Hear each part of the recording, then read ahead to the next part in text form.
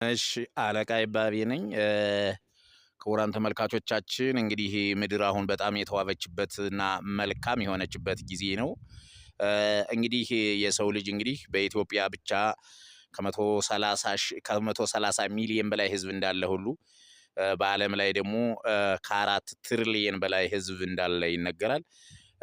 ምንድነው አሁን ስለ ህዝብ ቁጥር ያነሳሁ ስለ እጽዋት ላነሳ ፈልጌ ነው። እጽዋትም አሁን ልክ አሁን በዚህ በምታዩት ነገር ላይ በዚህ ላይ የምታዩት እጽዋት በዚች ቃዳ ብቻ በዚች መስኮት ብቻ ልክ በኢትዮጵያ ውስጥ 130 ሚሊዮን ህዝብ አለ እንዳልኩት የዚህም እንደዚህ በሺህ የሚቆጠሩ እጽዋቶች አሉ ቢቆጠሩ ማለት ነው። እነዚህ እያንዳንዳቸው ሳር የለ ማን የለ አንቺ ማነሽ አንተ ማነህ አንተ ምንድነህ ይቺ ምንድናት ይቺ ምንድነው ጣፋጭነቷ መራራነቷ አገዳዋ አበባዋ ቁመናዋ ምናምን ተብላ ቢቆጠሩ እዚህ ውስጥ እንግዲህ በ10 ሺዎች የሚቆጠሩ እጽዋቶች አሉ ማለት ነው እዚህ ውስጥ።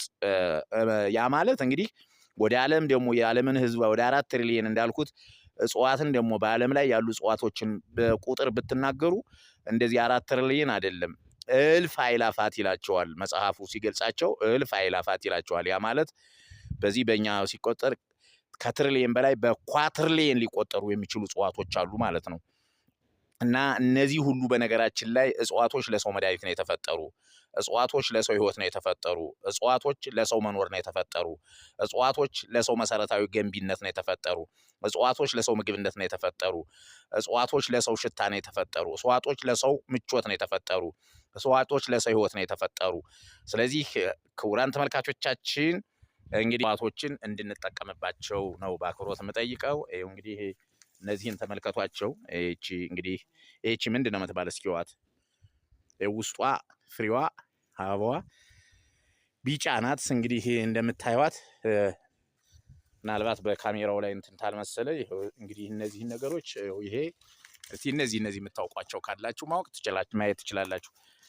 ሌላው እንግዲህ በጣም በርካታ ነገሮች አሉ። በዚህን የተከልኳቸው ነገሮች ይኖራሉ።